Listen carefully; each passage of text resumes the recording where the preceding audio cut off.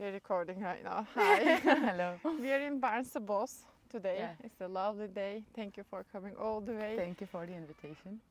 For the Bubbles interviews, I'm interviewing people who has unconventional career paths, Yeah. and maybe it's good to talk about your educational background. And I have a few more questions. Yeah. I studied psychology for my bachelor's and started doing a sociology master's in Turkey again, in Istanbul this time. And then I moved to Utrecht to do my gender studies master's, which I graduated. And it's a bit irrelevant from what I'm doing right now, at least not directly relevant. I think I'm approaching the topics and theories that I've learned during my studies a bit more as life approaches than practical tools and guides in the work that I do. Maybe it's overgeneralization, but it's all about human. So maybe Exactly. That's what I think as well. And during sociology and gender studies, you also gain a certain political approach, which can be implemented in such a variety of fields. And I think creative industry, creative sector is one of them, indeed, because it's a highly political work environment. So, in that sense, yes. In your studies, do you think you had a kind of other interest than that you were studying, that you educated yourself and it was helpful for today that you were what you are working on right now? And maybe it's before this I asked what's your profession right now, Yeah, okay. So it's more I know what you are doing, but Yeah. they don't. Yeah, I am working with several festivals and creative institutions, organizations in the Netherlands.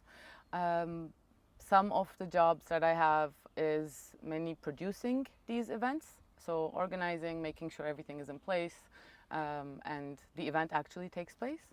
And for some, it's more of a combination of programming, production, but also administration, so more like overall coordination that I do for some more or less in the creative field, in different roles with a variety of tasks. Yes. So now I can ask the question again Yes. about this. Like when you are doing operational things and making things move smoothly, and do you think that you had something in your studies that is helpful to you today other than your studies? Like maybe clubs, school clubs and stuff? Not per se. Okay. Not really. I don't think so. But I think You were studying most of the time. I was studying. When I was doing psychology, I had in mind that I wanted to be a clinical psychologist. And then I started working as a clinical psychologist, like an assistant to one, in an NGO where we were working with young refugees. But then I was also very young myself, and that became a little too much to handle emotionally for me at that age, because I didn't have proper supervision going through it myself. So I think that made me decide, okay, maybe something else for now at least. And then they offered me a project assistant job within the same project, and that kind of led me to the more organizational aspect of things.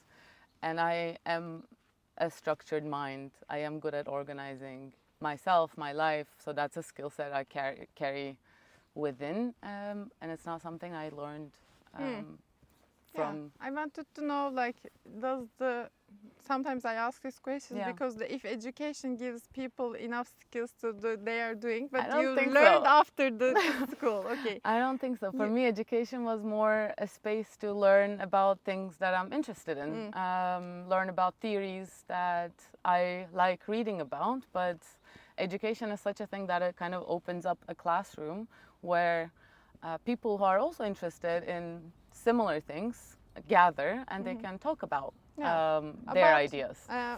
About the masters you did, gender studies.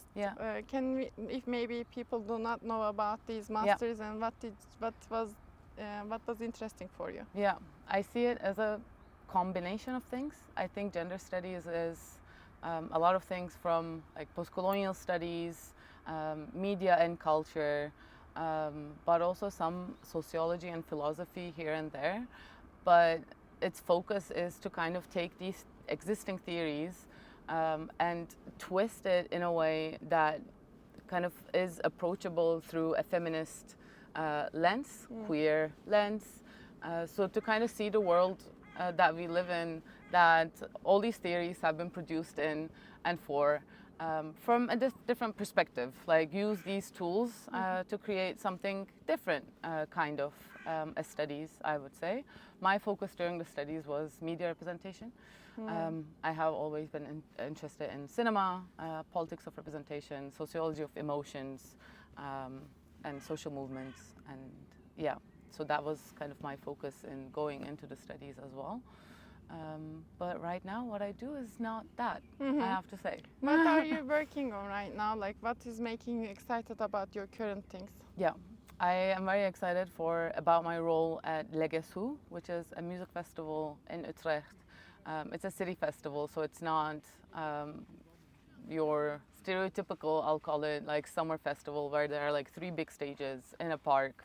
But it kind of takes over the city, different venues. And I'm coordinating the day festival Legasu has. It's called U?, and it's a free festival, completely accessible. You are welcome to join. Yes, exactly, 8th of November. Okay. And I find it very exciting because I think making something freely accessible has also a very radically political connotation to it, because then it becomes for the people and with the people, and it's a DIY, completely like self-organized festival, which I find very exciting because in the Netherlands it's difficult to find free things. For the emerging musicians, it's there's a need for every country probably that they need some kind of support to be more, let's say, venue or maybe some equipment that is really helpful for people. Exactly. So we're using all the funding that we get from the government to make it happen, to pay fairly to all the musicians to produce the festival, but then we don't sell tickets. So it's really a nice chance indeed for young musicians, rising musicians, to kind of meet the people in this field and so have a can chance we say to that excuse mingle. me. How do you find musicians? Do you need to find musicians, or like do you watch your Spotify weekly discover? How does it work? I think it also, like, you is mainly Utrecht/Netherlands based artists. So what happens is that throughout the year, me and the whole festival team, basically, we go to gigs and then we experience it for ourselves, and then those experiences kind of create the lineup and the curation that we're going to be working with that year. So it's not only sticking to Spotify and Google and trying to like find someone out of the blue, let's say, but also our lived experience, kind of moving around the city, flowing in the city, kind of shapes. But also we have an open call for communities to join in the curation.